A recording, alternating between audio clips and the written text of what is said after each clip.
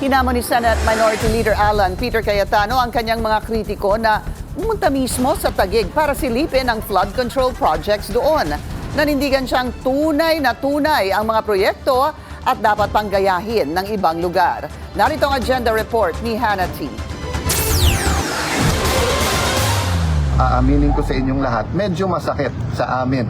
Mag-asawa ni Lani, masakit po sa amin 1.3 million Taguigueños na may fake news na paulit-ulit na fake news. Dinala ni Senate Minority Leader Alan Peter Cayetano ang kanyang depensa sa mga Lakeshore Project sa Taguig mismo habang nasa tabi ng Laguna Lake sa Taguig. Nag-Facebook Live si Cayetano. So dito po, may allegations na may kinakamkam kami. Hindi ko lang alam kung pag sinabing kami, kung kaming mga Cayetano, kung ako, kami ng ibang leaders.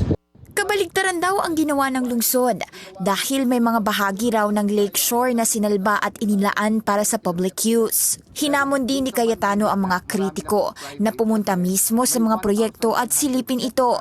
Hindi raw kasi sapat ang mga litrato at dokumento lang para masabi kung ano talagang nangyari sa isang physical infrastructure project. Welcome daw sa kanya ang investigasyon kung kailangan. Pero paninindigan ng senador, totoo ang mga proyekto at dapat pangaraw gayahin sa ibang lugar. Una nang ibinunyag ni Senator Ping Lacson sa Billionario News Channel na nakatukoy na ang Land Registration Authority ng may posible umanong illegal reclamation sa bahagi ng Laguna Lake na sakop ng Taguig.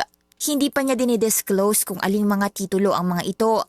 Pero pinabacktrack na ni Lacson sa mga otoridad ang history ng mga titulo, kabilang kung paano na-issue ang mga Original Certificate of Title o OCT at iba pang paraan ng pagtititulo. Posible raw humantong sa criminal charges ang review kung mapatunayang may manipulation sa proseso.